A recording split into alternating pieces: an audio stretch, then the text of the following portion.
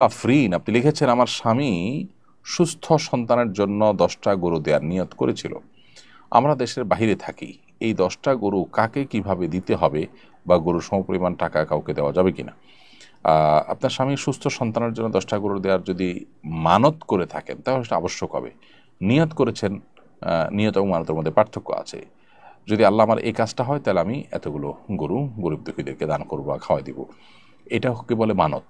মানত করলে সেটা পুরা করা জরুরি হবে যদি মানত শরিয়া সিদ্ধ হয়।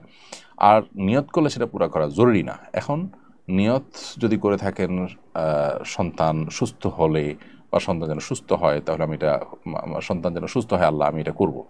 সুস্থ হোক হলে আমি করবো এটা না, সন্তান সুস্থ হোক বা না হোক আমি এটা করব আল্লাহ, আপনি আমার সন্তানকে সুস্থ করে দিন, এরকম নিয়ত করলে সেটা আপনি দান করবেন। এখন নিয়তটা কী ধরনের ছিল, কী নিয়ত করেছেন, সেটা আসলে এখানে নির্ভর করবে সেটার উপরে পুরো সিদ্ধান্তটা। তাহলে আমরা পুরো নিয়তটা না জানলে মন্তব্য করতে পারছি না। পার্টিকুলার এই কেসে আসলে বলা কঠিন যে তিনি তা কী করবেন। এই জন্য ডিটেল তার নিয়তটা খোলাসা করতে পারে, সেটা কি মান্যতের ক্যাটাগরিতে ছিল নাকি নিয়তের ক্যাটাগরিতে ছিল, এবং নিয়তে তিনি কী বলেছেন। চলে নিয়ত করলে তো তিনি এটা যে কোনোভাবে ব্যয় করতে পারেন, 10টা গরু 10জন গরিবকে দান করা, 10টা গরু জবাই করে গোশত দিয়ে দেওয়া, বা যে কোনো কিছু করতে পারেন নিয়ত করলে।